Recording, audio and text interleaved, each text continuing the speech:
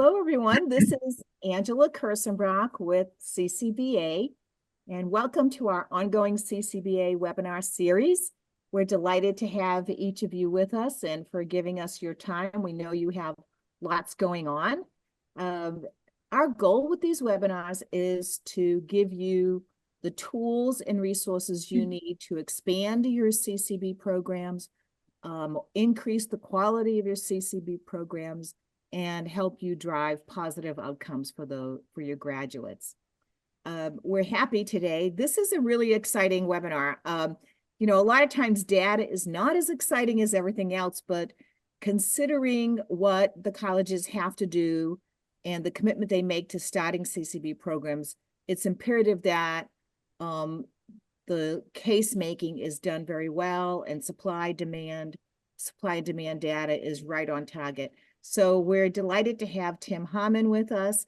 Tim is the president of Workforce Enterprises, Inc., and he's also one of the researchers with Bragg Associates, our esteemed research partners.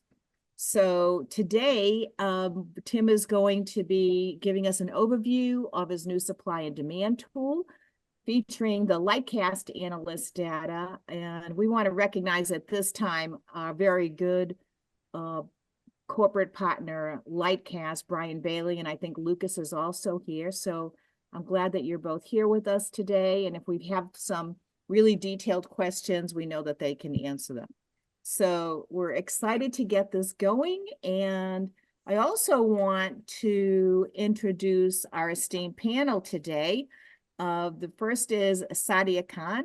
Sadya, and I wanted to make sure I get that correct.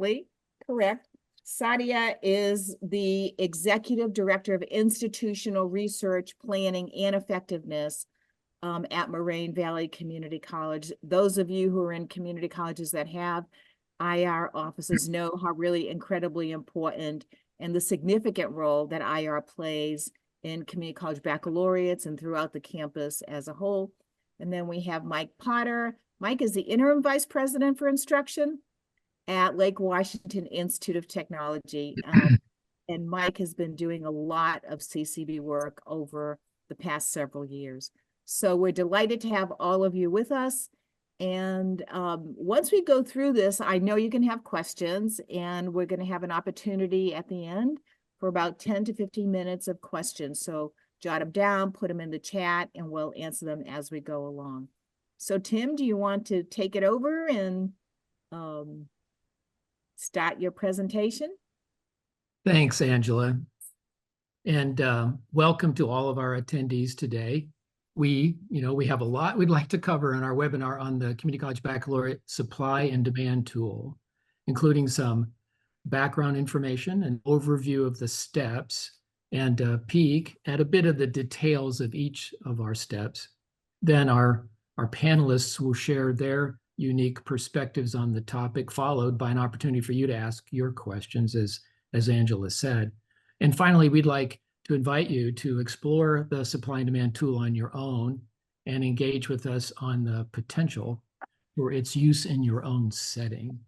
So that's what we want to try to accomplish this afternoon. But first, I'd like to go over some background on why and what of this case-making tool. So the purpose of the tool is to support, as Angela said, your supply and demand analysis for community college baccalaureate program development. And this is a really critical part of the overall case-making process for creating community college baccalaureate programs, is to make sure that we have a good, credible, objective basis for examining the relationship between the demand for these programs and the supply that's already present in the labor force. This tool is designed for use by states or colleges that have access to the Lightcast data analytics package. So as the name implies, so we're really leveraging all the tools that we can get from the analyst portion of the Lightcast package. And so you'll see as we go through how we do that. We'll give you some hints about how that's working. And so it is important that you have access to that one way or the other. And we can talk about that. The tool, although it's designed to be used to support CCB program development, we really feel that also can be used to support supply and demand analysis for any program, including associate degree programs and even baccalaureate programs at a university that's already authorized to do that. So, and also I want to be sure I mention that this supply and demand tool is one of several tools that's being developed by Bragg Associates under our relationship with CCBA, funded through the ECMC Foundation. And those additional tools include a CCB program mapping tool, a CCB spatial access tool, which that sounds pretty cool. We'll get a chance at the end maybe to talk a little bit more about what's coming with these tools. But that's to, really focused on where people are and how they get to baccalaureate, physically get to baccalaureate instruction. And then a CCB equity and inclusion tool. So all of those are being developed now. And the supply and demand analysis tool is just the first one to kind of come out of the gate, if you will.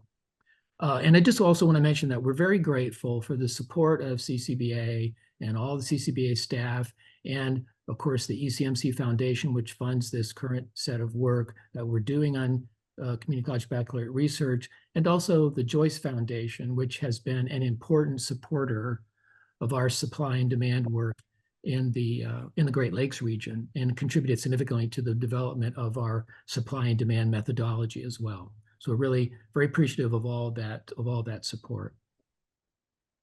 So let me just go into a little bit of the sort of the challenges and the need for this tool. So in our CCB case-making research, we've come to understand that states, and especially community colleges, face a set of challenges in using data to understand the supply and demand for baccalaureate degrees. And some of those challenges are listed here. Here's your tray, Mom. Go get it, please. So first is, how do we leverage existing data source to support an objective assessment of need? There's a lot of data out there that we could look at, and there's a lot that's available. There's a bunch of data. So how do we really make the best? What is it? What? And also I should mention, if you're not muted, you should try to make sure you are, because we're getting some. Sit her down right there, honey. Right there in the corner until she's. Okay. Can you hear me? All right. So we know that our research suggests that sometimes the sort of traditional sources of labor market information may not capture some of the more current emerging opportunities. And so Lightcast helps us do that by providing some additional tools, which we'll discuss, that can help you really kind of capture those additional emerging opportunities in the labor market that maybe aren't picked up as well in the traditional Bureau of Labor Statistics data. Also, how do we engage our stakeholders, especially employers, around baccalaureate requirements and related skill needs? And how can we have a kind of data-based discussion with them that sort of looks at what's going on in the labor market, and also then looks at what's happening in their day-to-day life and how those two things can connect in a structured way? And our tool is designed to help with that as well. Also, one of the issues that's sort of really emerged as CCBs have rolled out and have come to scale is this question of duplication of effort in the CCB context. And states have different arrangements around how they look at duplication. Some, have what sort of prohibitions of duplication exist, and what does it mean to be duplicative, and how do we assess that? And so we feel that our tool will help set the stage for a kind of objective discussion of duplication that's based on real data, not just people being concerned about the management of their various turfs. And then how do we support colleges with limited resources for labor market research? As we talked about, colleges don't always have like large, IR staffs that can look at these data and put together big studies. And so the tool is designed to kind of be used individually without a lot of additional help to do useful work around supply and demand analysis. And then finally, how can we identify opportunities for making progress in closing equity gaps through program development? And the closing of equity gaps is one of the key rationales for the development of the community college baccalaureate. And so having a way of assembling data that helps you look at the potential for accomplishing that, we feel is a key rationale for having the tool in the first place. So the reality of these challenges is supported by other researchers too, not just by us. So for example, according to a survey of higher education professionals conducted by the Rutgers Education and Employment Research Center, 79% of community college respondents cited staff time as a barrier to expanding their use of labor market information. 76% cited staff preparation, and 71% cited staff skills as barriers to the use of LMI. So these values were similar to the results for their counterparts in their four-year public and four-year private counterparts as well. So it's really a problem across the board how to make effective use of that, but particularly for community colleges. So what's in this thing? So our supply and demand tool includes following contents that we feel will help you address these challenges. It includes an introduction and a kind of how to use discussion, including use cases for different situations, such as states with a CCB policy, states without a CCB policy, and colleges that are planning new programs, et cetera. It also, of course, includes detailed instructions for each step, including the specific Lightcast reports that we use, how to select them, how to organize the data, et cetera. We'll be briefly describing each of these steps, but not drilling into a lot of detail. The tool also includes appendices for recording the report parameters that you use as you go along, recording your supply-demand metrics, and which we'll talk about. Also includes a list of questions for you to consider with your stakeholders, and an appendix which outlines each of the Lightcast reports that's used in the supply and demand methodology, along with links to the Lightcast knowledge base articles that provide report walkthroughs. So you can kind of see, I'm not really familiar with this report. How does it work? What do I do? How do I actually make it happen? That data is all there to walk you through those reports so you become a knowledgeable user of them. So I just say we've been working on this methodology for some time, benefiting from research and pilot work that we've done in Illinois, Ohio, Oregon, as well as our interactions with states and colleges across the country, and discussions with participants at our CCBA conferences, and collaboration with our friends at Lightcast, as Angela mentioned, who've been extremely supportive of this work as well.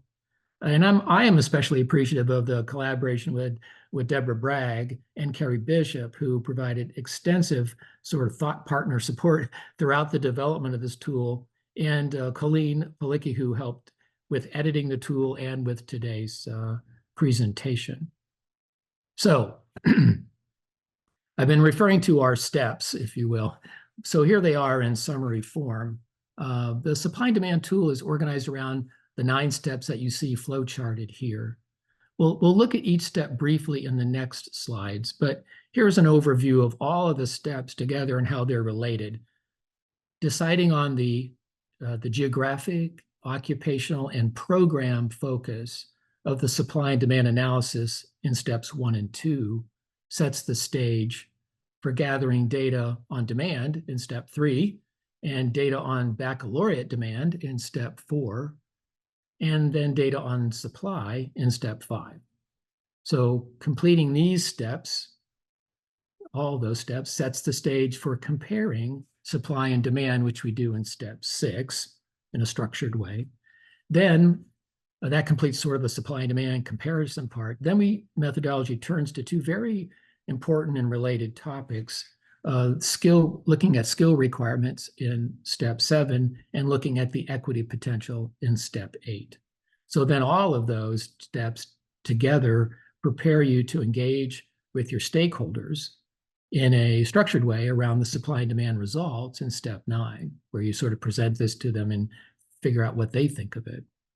So for each of these steps, the tool provides the deep dive into exactly how to complete the step, but we're going to avoid getting into the weeds on that today and just focus on the bigger picture for each step. So let's look at each of these steps in a little more detail so you can decide for yourselves how this tool may be able to assist you in your work.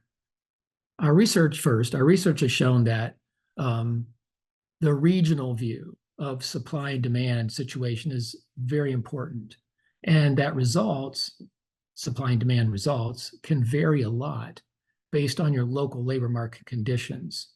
And so what's going on in your part of the state could be different, quite different from what's happening overall in the state. But what region or regions should you use? Do you have predefined regions that are given to you under maybe a state may have a methodological requirement or an analysis requirement for supply demand where they say, here are the regions we want you to use, and here's the data. Or they might not. They may say, well, you figure it out. Can you craft your own regions? How do you do that? So Lightcast supports the creation of regions based on states, counties, or zip codes.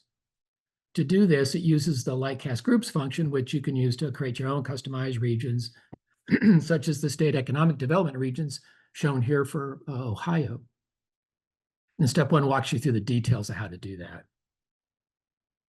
We're trying to get into details of that too, but step one says exactly how to go about creating those groups for yourself, whether you're using community college districts that are built on counties or whether they're built on zip codes or whatever. As close as you're going to get is probably zip codes. And if you have like sub-county regions that you're looking at, that is supported as well.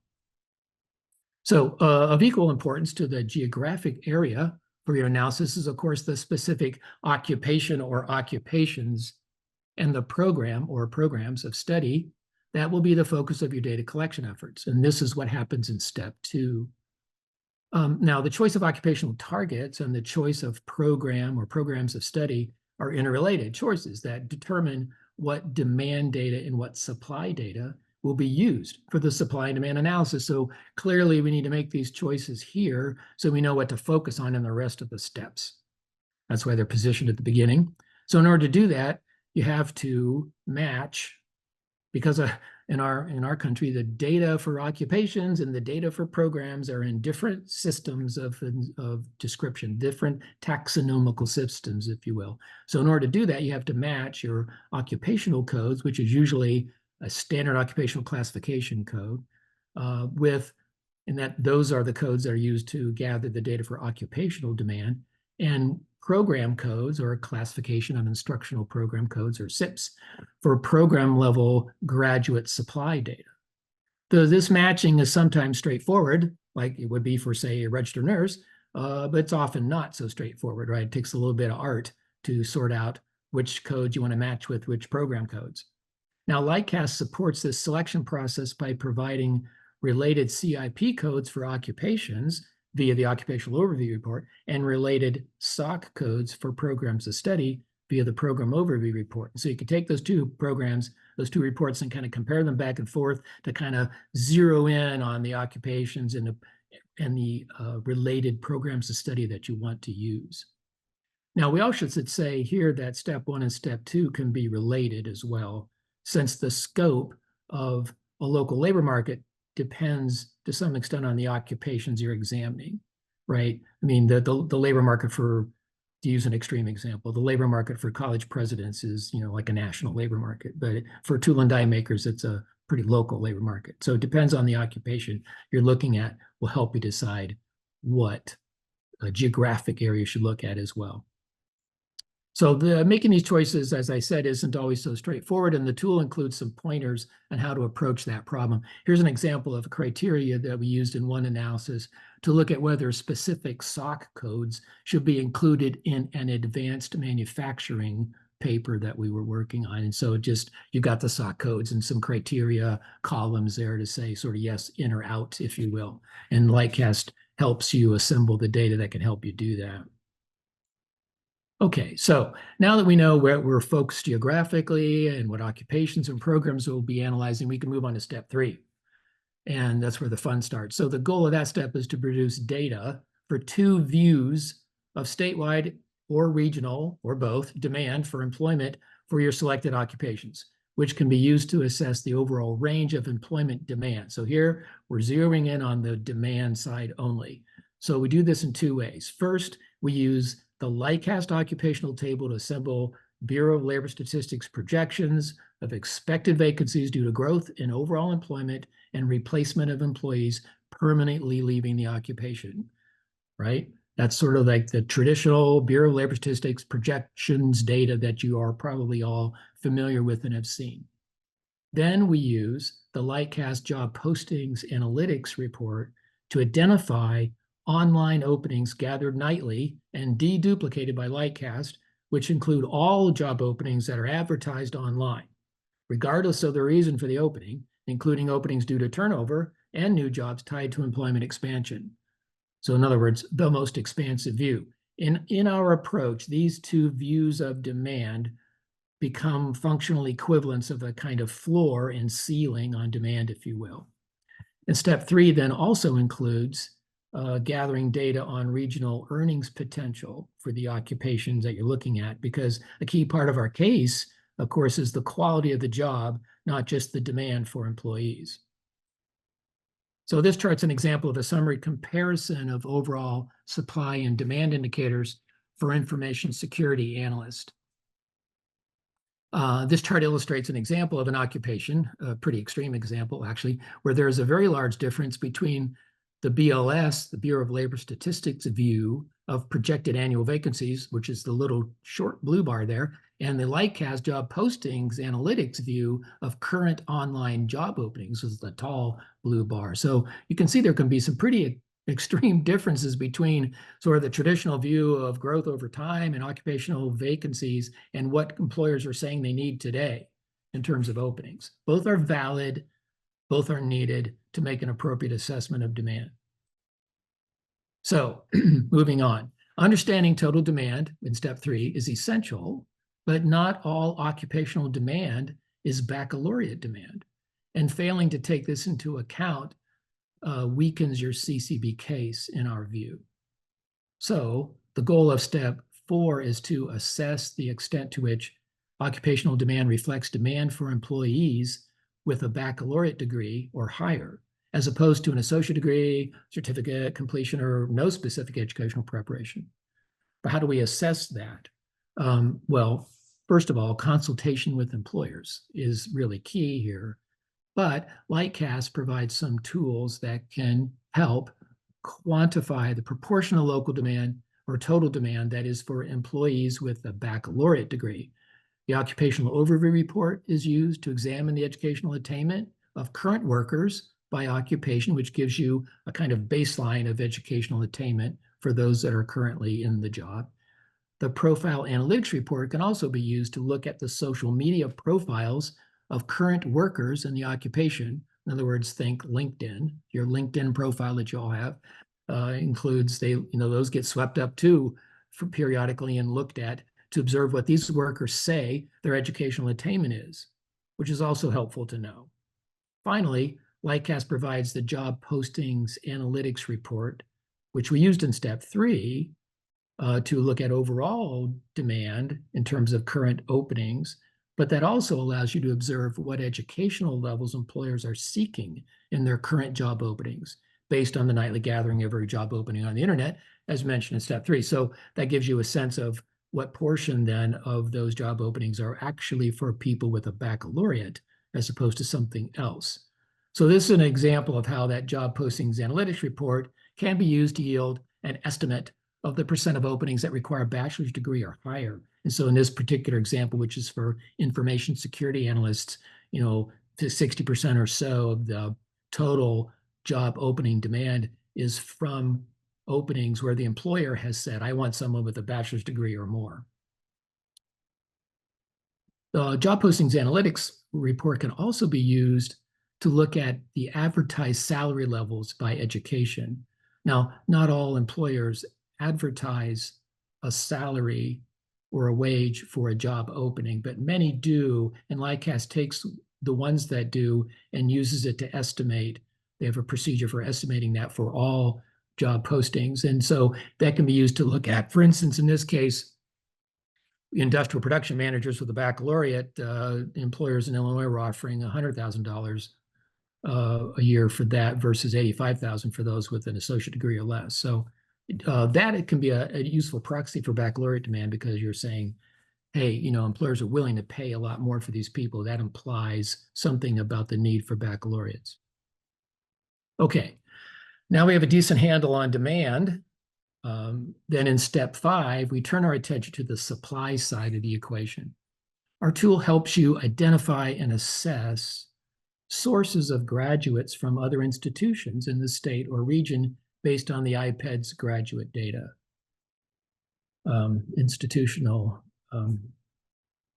post-secondary education data system, or integrated post-secondary educational data system, sorry. These graduate counts and how they may be changing over time provide a sense of how many new graduates are entering the state or regional labor market to compete for available jobs in the occupations being analyzed. Now, without this information, you're relying on demand alone to make your case, and you're not really able to assess the potential for duplication of effort. The Lightcast program table report enables selection of state and region, the CIP codes that you picked in step 2, the completions timeframe with a start year and end year, and the types of completions, certificates, associate, bachelor's, etc. So the IPED's graduate data can be used to create an overall historical table or historical chart of graduations by type of credential, as you see here, or a detailed table of graduates by institution, by type of credential, with location data, with the region shown over on the far right side. That allows you to associate the institutions and their associated graduates for the program of study with the region that you're particularly looking at. So, okay, so we've got our demand data in steps 3 and 4 and our supply data in step 5. And these data on demand and supply developed in the prior steps are used in step 6 to compute several measures of the relationship between supply and demand. Now, I think it's important to point out here that our approach on step 6 is based on the idea that no single measure is adequate to support an overall assessment of supply and demand balance. And to get a fair answer to the questions that are shown here in red, we need several measures to do that. And the tool provides a way of producing those measures and observing them. So we have included a tool worksheet that uses to organize and calculate these metrics that compare supply and demand. And this, by the way, is also available in an Excel worksheet that will do the arithmetic for you. And you can customize it with your own metrics too if you want to add additional things, and you can add more regions, et cetera. So that's the nice thing of having the Excel version of this. And there's a series of metrics. I'm not going to go through all those. You can look at them later on your own time, but they're meant to kind of get different views of comparing the BLS projections and the Lightcast data with your baccalaureate supply and your regular supply to kind of sort of triangulate on different views of that. And you're hoping to get like lots of green lights across the board here when you look at that. And the stronger your case is, if more of these metrics seem like to show that there's an undersupply, then obviously that's better than not. But having multiple measures is better than having, one in our view. Okay, so now that you've completed the comparison of supply and demand, the process turns to 2 related analyses, as I mentioned earlier. The goal of step 7 is to identify patterns of skill requirements that may be associated with baccalaureate demand for the occupations that you're looking at. So again, employer consultation is key to this understanding, but Lightcast extracts data from the internet to support assessment of employer skill requirements. First, it uses the skill requirements embedded in employer job postings, available through the job posting analytics report that we've been talking about. Lightcast extracts these skill statements from job postings and creates summary data on skill requirements for any occupation, region, or time frame. Second, Lightcast gathers skill attributes contained in individual social media or online resume records, like LinkedIn, that are available through the profile analytics report. And those data can be used to kind of get a sense of what's going on in the labor market with respect to skills for the occupation that you're looking at. So here's an example of how these skill levels can be compared between job postings with baccalaureate requirements or greater and those without. Substantial differences in the skill needs between job openings where employers are seeking candidates with a bachelor's degree and those where they're seeking candidates with an associate degree or even no preference educationally can be an additional indicator that there are real skill differences employers are expecting to gain by hiring those with a bachelor's degree. And this helps, in our view, strengthen the case for CCB development while also providing important clues about the skill content of your CCB curriculum, of course. So in this particular example, you see for information security analysts, for employers that are saying they want a bachelor's person for that role, half of them or more than half of them cite management as a core common skill they're looking for. And about for those that don't have that preference, it's a lot less. And you can use those comparisons. If they're identical, if there's no difference, that tends to damage the case for CCB. If there are big differences, it helps advance it. But having the data in front of you is better, in our view, than not. And particularly then, this gives you a way of sitting down with your employers and talking about, here's what the rest of the employers in the labor market are saying. What do you think? So now let's look at our next to last step, which is step 8, equity potential.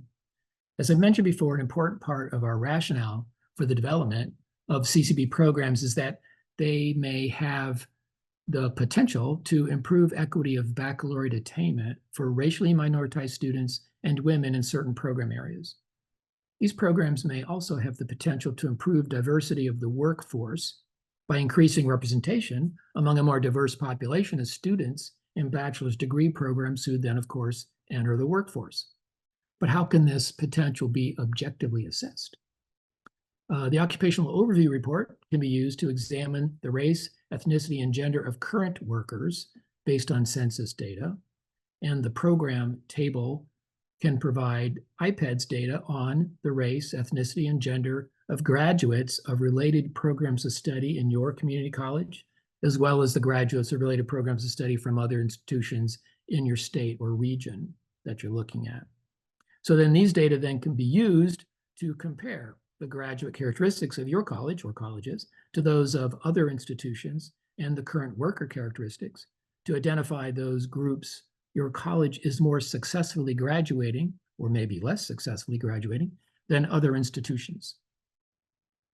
Here's an example of how the IPEDS data available through Lightcast program report can be used to look at how each institution with graduates in a program compares in terms of its representation of students of color as well as women. And in this particular example, we just highlighted those that are above like sort of the average for the whole state. Doesn't mean they're great, it just means they're a little bit better. So you want to look for places where you're a lot better, and that helps you make the case that if we started a bachelor's program here and it looked like the students in that program looked at all like the programs in our current associate degree program, we would be able to move the dial this much, because we've got this better representation group, and we're able to leverage that fact to improve representation overall. And representation isn't the only thing, of course, but it's an important thing. So this gives you some data that you can hang your hat on objectively to examine that issue.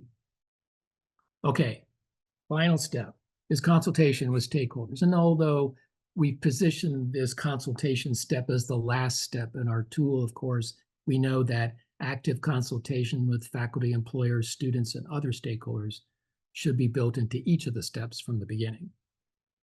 Now, the stakeholders should help you identify additional questions to further probe important aspects of supply and demand, help validate and amplify results that are most important to the case, and help consider next steps in the CCB degree program approval process. And so stakeholders would include at least, faculty and administrators, employers via your regular advisory process, survey, or other means, students via survey, focus group, or other participation, other colleges and universities, of course, especially as required by state or college policy, and then community stakeholders, including workforce boards, economic development, and community-based organizations. And the tool includes an appendix with discussion questions to use with each type of these stakeholders.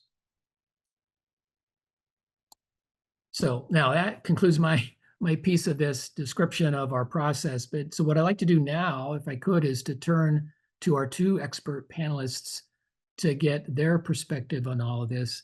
And I would like to begin with Sadya Khan, who's Executive Director of Institute for Research and Planning and Effectiveness at Moraine Valley Community College. And Sadya, Moraine Valley was one of the colleges we worked with in our early piloting of the supply and demand methodology. So I was wondering if you could maybe reflect on this experience from the perspective of a community college in a state that does not yet authorize its colleges to confer the baccalaureate. Sure. Thanks so much, Tim. Before I answer your question, I just want to share a little bit about Moraine Valley for those on the call who aren't familiar with our institution. So Moraine Valley Community College, we're located in Palos Hills, Illinois. It's about 25 miles southwest of Chicago. Our annual credit enrollment for this past fiscal year, approximately 18,000 students.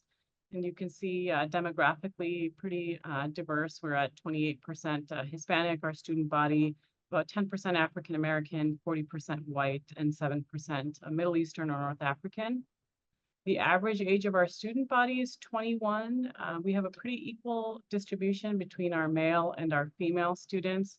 I'd also like to add that on average, about 75% of our students come in with the intent to transfer. So we have a pretty high percentage of our student body that has that intent to transfer to get their bachelor's degree. We offer over 130 programs, including our transfer degrees, career degree and certificates.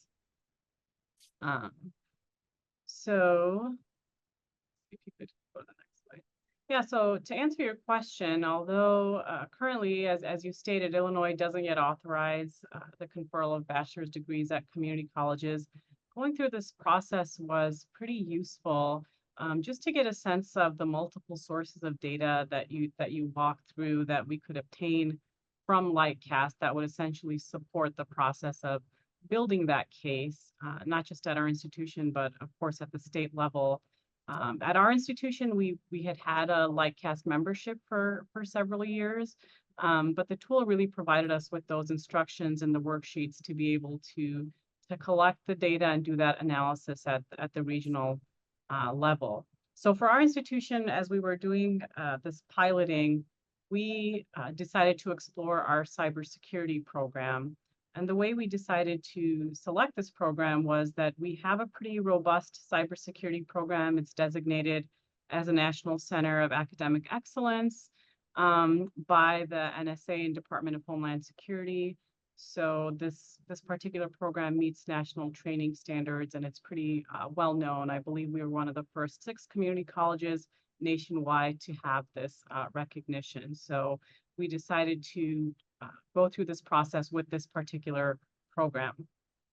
So as we were looking at the supply and demand data, we looked at the 4-year conferrals at some of our local universities in related degrees.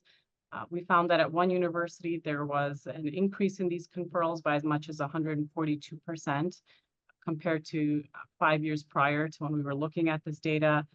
At the other universities as well, seeing increases in those conferrals. And we also found that 60% of those conferrals ended up staying in the region. So that was something that was very interesting to look at the pool of those conferrals for companies in the region to be able to hire for those related positions. Additionally, when we were looking at vacancies, we found a 49% increase in job vacancies over the course of 5 years, as well as an increasing percentage of vacancies that required a baccalaureate degree. And this was in particular when we were looking at the CIS managers. I know earlier you were talking about the different occupations you can select. So when we were looking at CIS managers, we did see that increase that we didn't necessarily see in a couple of the other occupations when we were looking at computer network specialists or information security analysts. So we saw the increase in those job vacancies for that particular occupation, and also saw that there was an increase in those that required a bachelor's degree for that particular occupation.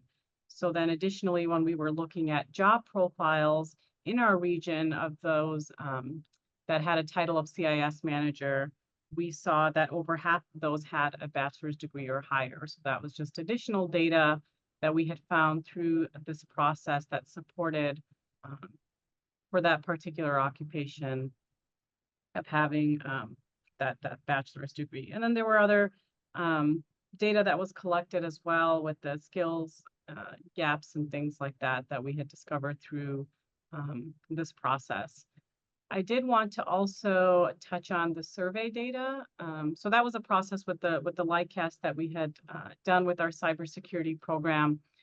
Just this past spring, about a month or so ago, we did a survey with a few other community colleges for our graduating students, just to get their perspective on if we were to offer a bachelor's degree, what would be the interest. And we had a good idea just based on other similar surveys we've conducted in the past. We do exit surveys and follow-up surveys pretty regularly. And when we ask our students, you know, what changes would you like to see at our institution? That's what we hear oftentimes is, I would love it if you offered a bachelor's degree. So not surprisingly, that is what we saw through this particular survey as well. We had a little over 150 students respond to this survey. 69% indicated that they had definite plans to pursue a bachelor's degree. Those that didn't, it didn't meet their personal goals. But some of those indicated cost and other commitments as barriers to why they would not want to pursue a bachelor's degree at this time. But we did ask, if we were to offer a bachelor's degree, how would that change your interest? And 82% said that they would be somewhat or much more interested in pursuing a bachelor's degree if we did offer that. And there was definitely a higher percentage that said they were much more interested if we had that option. We also asked questions in this survey about how long it takes them to come to campus. So this was interestingly, on average, it takes about 18 minutes for our survey respondents to come to our campus, compared to when we asked them the closest university to them. They said that was about 40 minutes away. So more than double the time it would take them to get to their closest university. And additionally, we also have a pretty high percentage of our population that attends at least some of their classes on campus. So we don't have a student body that's predominantly online.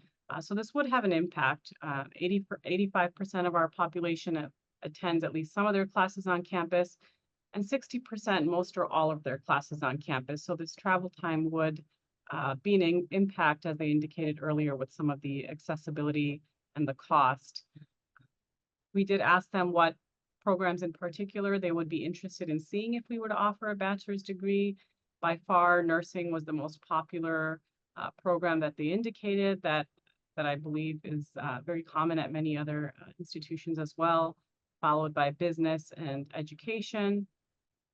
And we did also ask for just some open-ended comments about anything else students wanted to add, and just the vast majority of these comments were positive, declaring that they would be interested if we were to offer a bachelor's degree for cost savings purposes, convenience, just the comfort and familiarity they've developed with our campus over the course of the years they've been here. And again, just not surprising that we would see this, given that the other surveys we've conducted over the years, we've heard similar sentiments from our graduates. So it was with this survey, we were able to confirm some of that, as well as get some of that additional data about travel times and things like that. So overall, this process, the Lightcast data, as well as the student survey data, would support the idea of a community college baccalaureate at our institution from a labor market perspective, also from an access perspective. And at this point, we're just continuing to support the process of building a case at the state level. We haven't yet done some of the other steps you had mentioned, the consultation with faculty and advisory boards and things like that. But just this initial data that we've collected is positive in that regard. Well, that's fantastic, Sadya. I really appreciate it. And I just want to shout out to Moraine. They been super cooperative in this whole process of working with us to kind of bench test these things and figure it out as we went. And so I really appreciate that. And as Sadya mentioned, they're one of 4 colleges in Illinois that participated in the student survey that we did. The other were Black Hawk, Harper, and Shawnee. So we're very excited about that, and we think we've learned some things as she outlined for us. But I'm going to turn on to Mike, if I could. Mike, Lake Washington Institute of Technology, it's located in a state with a long history of community college baccalaureate, and you've been doing this type of supply and demand research for some time. So I'd like to, if you could reflect a little bit on some of the key challenges you see that are facing colleges that want to improve their supply and demand analysis, and some of the other issues that are floating around out there around how we actually can use supply demand analysis to advance our case more effectively. Yeah, for sure, Tim. Thank you so much. Thank you, Tim, for inviting me to be on this panel. Thank you to CCBA for sponsoring this. It's a great group. If you're not already involved with CCBA, please join up. We'll see you in February in Austin at our annual conference. In the old days when I first started, so I've been at work at this since 2003, 2004, Washington State was authorized to offer it authorizes community colleges to offer baccalaureate degrees in 2005. And so almost 20 years now, if you can believe that. We had to do this all paper and pencil by hand with Excel. Then we had to convert it to Word document tables and do math inside Word document tables. And you know how terrible that was when you wrote your dissertations and master's theses and so forth. So having this tool that Tim has developed along with the Lightcast tool is just, if I could say, light years ahead of what we were doing 20 years ago, and just so many advancements. We were able to get supply and demand data, but we weren't able to get to the skills level. So being able to do the skills inventory and EDI, equity gaps, and so forth, that was just a dream back when we first started that. So the fact that we're able to do that now just really is, you know, incredible advancement that we've been able to do. So my first advice is please use this tool if you're developing a degree, you're working with a state that's still yet to authorize. And also, if you have established baccalaureate degrees and you're doing program review, program viability, any of those kinds of analysis, this tool will, I want to rush out now and use this tool and look at some of our programs that have been around for a while. And we'll look at program review and use this to gain some new knowledge as well. But let me, let's see if I can post something in the chat here. There's 3 things sort of looking to the future. Let's see if that popped up, that I really want to supplement what Tim has talked about. And so one is, how do you deal with emergent fields? Some of you may be thinking about things like artificial intelligence, or we've got a new program we're working on with Amazon that has to do with satellite manufacturing, and those sorts of things. So what happens there is, with the tools we have with Lightcast that are able to look in the past and look now very well at the future using current ads and so forth. But often finding an emergent occupation is somewhat difficult. So you're still going to need to do some extra homework in addition to using this tool to find those areas. They will often be categorized in SOC codes that end in a 99, if you know anything about the SOC codes. So like what Tim showed with occupational area 17, you might have something that's 17-2199. That would be called all other. So checking with your local labor economist or whoever might be assembling this data as to where do they put AI technicians or satellite technicians or some sort of advanced manufacturing or something that's brand new that your college is interested in. Do make a phone call or send an email and find out where those are classified and when they survey it, and try to get some bead on what the emergent occupation forecasted demand is. If you're in a rural college or a rural area, you have a unique issue in that you may be dealing with very small numbers. So you may use the Lightcast tools and it may come back and you're like, oh, it says we only have openings for 6 people. So there's some special considerations that you don't despair, right? There's some special considerations when you're dealing with rural colleges, and I just advise you to do a few things. Tim showed a map of like Ohio with workforce development areas. If you're in an area where you can include other counties, other workforce development areas, you might expand beyond the region that you're designated to serve. Remember, in some of our new, just in April, we had a new Watch Us Grow report that Bragg Associates did and referenced education deserts. Rural colleges are often serving those education deserts. So you might expand your region a little bit. So I believe that was in one of our early steps that Tim talked about. That's one way to deal with small numbers. You may also be the only program in your area. And so even though there may be only 6 openings, you're the only provider of trained people for that industry, and you would want to reference that. You also may need to do more work with employer surveys or surveys from Chamber of Commerce or industry groups, something like that. And you may need to up your financial commitment. You may need in your proposal to actually say, our college is committed to running a program that's only going to have a small number of graduates. We are committed to paying the cost to do that in order to serve our community. So don't despair if this tool yields some small numbers. And lastly, there's some new competition on the supply side. So we're used to usually looking at universities and so forth, but if you're in Florida, Washington, Texas, Georgia, some of the states that are more built out, you may now have baccalaureate graduates coming from your sister community colleges. And don't forget to include them in the supply that's there. And also don't despair if it looks like maybe there's not enough room for my college in this. We are seeing some new consortium-related development happen out here in Washington. We've got 3 fields in particular that we're seeing that.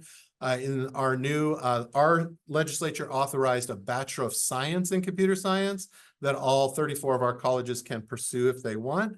But several of us are doing it in a consortium format to help ease students, migration between programs, share faculty, share courses, all kinds of fun things like that.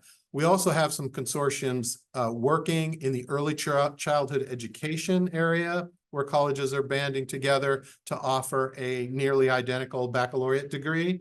And we have a new development as well in the behavioral healthcare area where the great need for behavioral healthcare specialists, and we have consortium development at the baccalaureate level happening in Washington with that. So a few new things that our tool can only go so far, and you may run into some of these other pieces that are affecting us today, contemporary matters. So please don't despair.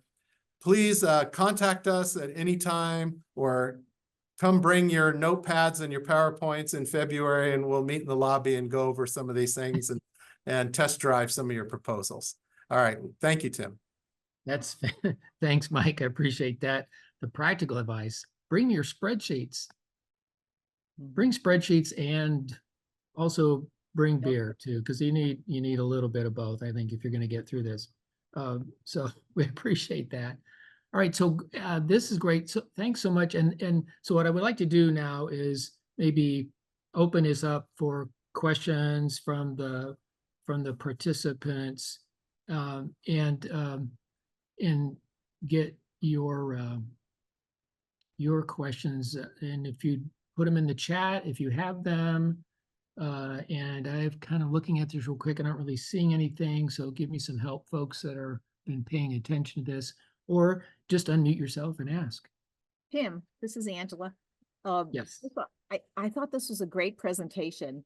And when Mike was talking, I was thinking back to the days of doing, the supply data analysis for baccalaureate programs we were starting, and how that seems pretty antiquated now, very flat. Yours gives much richer data and really paints a picture of what's happening in the community, more so than just the data from the state. So thank you for that. I think it's really great. Also a shout out to Mike for promoting CCBA and the conference. That's really great. Thank you, Mike. We'll send you your Amazon gift card for $5. Right. That's that. Tim and Deb, could you talk a little bit about using the Lightcast data for equity audits and how you might use that a little bit more? Well, I'd love to have Deborah talk about sort of their other tools that they're developing and how those relate to this as well. So that would be that'd be great.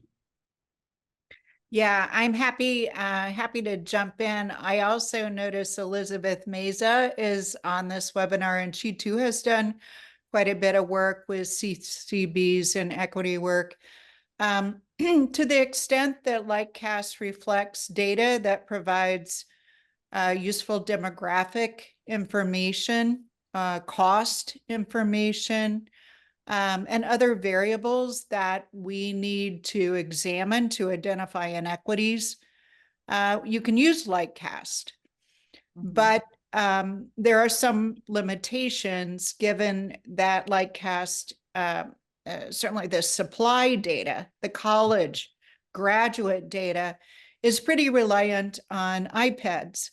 And there we have rather limited data. So it's really contingent upon good data collection. And a lot of the really best data we've found are in the states that actually Mike named, states that are more mature, they're farther along, and they're gathering these data on their graduates with more detail than what we can get in the IPED's federal data system. That's where we're really beginning to see what's going on, including our good colleagues who are doing research in California right now. So it's really incumbent upon all of us to do some better data collection so we know as much as we possibly can about students. But our data using iPads has revealed more than we've ever known. For example, as you know, Angela, half of the institutions that confer bachelor's degrees in the country are minority serving institutions. Half of the students who are graduating from programs are racially minoritized students. And we do get that data from iPads. So that's extremely valuable, and I don't want to discount it because we do use that data and we appreciate it. But we get even more data from some of the states like Florida and Washington, now California, and the work that Elizabeth Meza is doing right now, as you know, with Oregon and Colorado. Tim's and I have been working in Ohio. All of this is tilling. We're tilling the fields. We're cultivating. I'm a farmer. We're cultivating, hopefully planting seeds so that we have data to really understand who the students are in these programs. So thank you for asking that. So important. Important. Tim, it looks like there was a question about, it's from, can you talk more about why it's important to figure out what percentage? Yep. You see that one? If you could repeat the question. And then... Yeah, so the question is, can you talk a little bit more about why it's important to figure out what percent of demand requires a bachelor's degree, not just any college credential? And I think that's important. And our methodology sort of focuses on that in step 4. And the reason is that we want to be fair. I think that's the bottom line, is if you want your colleagues, your university partners, the state, if a state has a structured approval process, et cetera, if you want those collaborators to engage with you seriously and effectively, then you need to be fair-minded about how you view the balancing act, if you will, between supply and demand. So if you're out there saying, we think that we need a cybersecurity manager program in this region, and here's why we think that, part of that discussion must include whether or not a bachelor's degree is actually needed. And you can assume, one of the things we've seen is people just kind of assuming, well, it's BLS says this is like a bachelor's level education for this occupation, right? Managers, so generally people have a bachelor's degree, and therefore we're going to say all the demand is bachelor's. Well, that seems to us to be a little bit naive, if you will, because we know, in fact, that with the exception of those occupations where there's some extant, licensing or credentialing requirement, where, some licensing authority, regulatory body sets the educational requirements, like for respiratory therapists and nurses or what have you.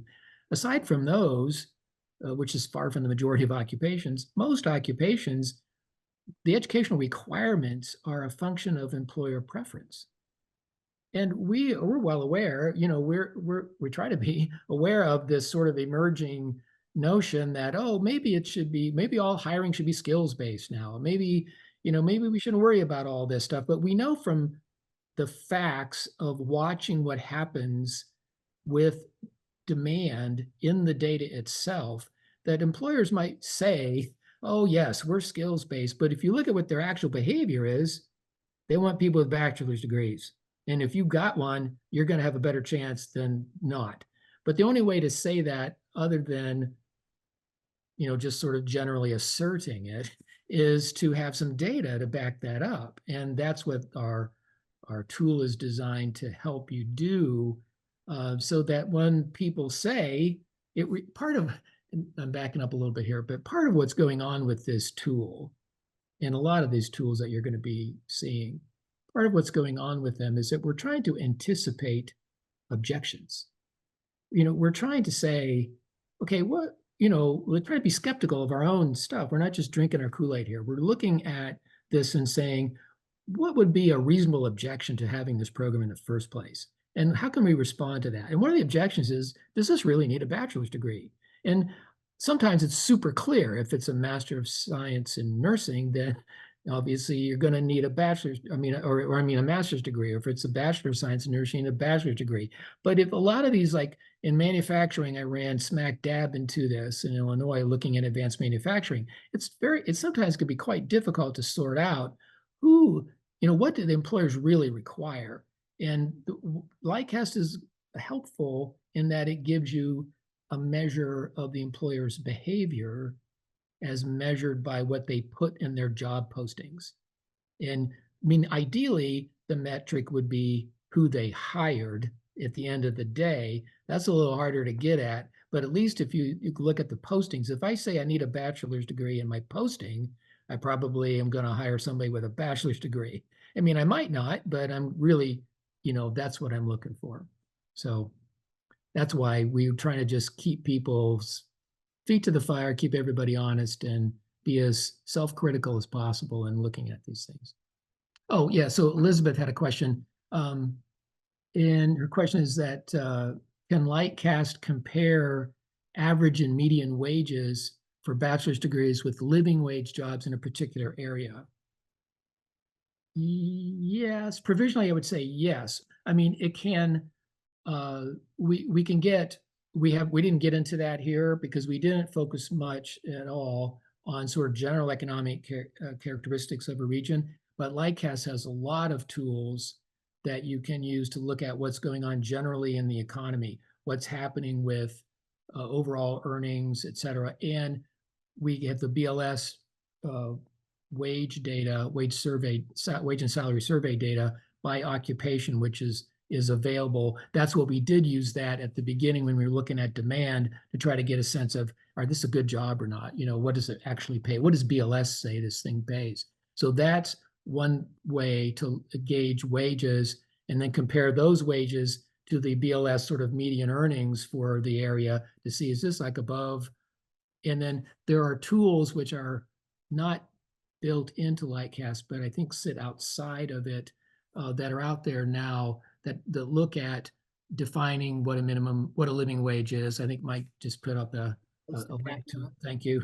That, to sort of, because there's a sort of structured definition of what constitutes a living wage. So that you can use to try to set a baseline for a region, to get a sense of what is it, because obviously living wage in, Boston is going to be a lot different than a living wage in Paducah, Kentucky. So you need to have that view of it. And then you can take your local economic data on earnings by occupation to kind of see where you sit there. And then finally, as we have talked about, you've got the Lightcast data, advertised data in the job postings to kind of give you a sense of right now. One of the things we saw, like in, say, respiratory therapists, is that you might see a relatively, not a super impressive wage in the BLS data, but in Chicago, they were like a lot higher because they're having a hard time, finding them. And so wages tend to escalate when there are shortages. So, and it's helpful to have all those pieces of data.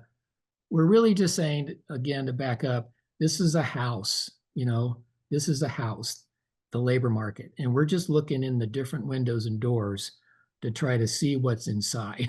And you never know precisely what's happening in the labor market, but if you use enough if you walk around and look in enough doors and windows, you're going to get a pretty good idea of what's going on. Don't just confine yourself to a couple. Look in as many as you can. Thank you, Tim. You know, it's so important that we get this right, because downstream, you know, we're making commitments to students and their families that are going to be able to get jobs. So that's why this is so important that we use good data. Thank you. I really appreciate that. And there may be more questions, and that's great, but I didn't want to miss this, which is, you know, we're inviting you all to connect with us on this, and we really hope you do. If this tool looks like something you'd like to try, and you know, we'd invite you to let us know, and we'll reach out to you individually and help you with that if we can. The tool is meant to be used individually and on your own, but if you have questions about it or need some additional help, you know, we'd love to hear from you, and we'll be around for that. So I just want to get that out there, Angela, before we forgot to do that. Yeah, no, great. Thank you. There aren't any more questions, Tim, so I don't know if you've got another slide after this. I do, a very important Oh, one. I'm gonna have to send you a Starbucks gift card also. The beautiful Austin. In beautiful Austin, and we're planning that already. So, and Yeah. he will be there, and he'll be talking about his tool, and we'll have some other tools. And if you check the CCBA website, you'll see that resources seem like they're going up, Deb and Tim, every week to help the colleges do the kind of job that they're trying to get done. So thank you all. And that's where you go to find them, right? And that's where you go to find the information. And pretty soon, Deb will have a search function, and all will be well in the world. Because there's a lot of stuff out there. I mean, Lot I of just have stuff to on say, there. there is a lot out there. And so, yeah, don't, you know, be patient with it and take some time to explore that site, because there's a lot there. There really is. Our goal is that you don't have to reinvent the wheel. It's that you customize it for your community and your students and your industries. So. Right. Yep. And I see you posted links to some of those things up there too. So thank you. Thank you, everybody, for a fantastic conference. Deb, did you have something? Are you waving or waving goodbye? Okay. I think this is really a great conference, a great webinar. Tim, you did a great job. Appreciate it. Mike and Sadya, you just did fantastic. You put life around this tool. So that is really good. Thank you both so much for your time. All right, everyone, and we'll hopefully see you in Austin, but hopefully at our next webinar. Pass the word about how interesting these are. Thank you. Thanks a lot.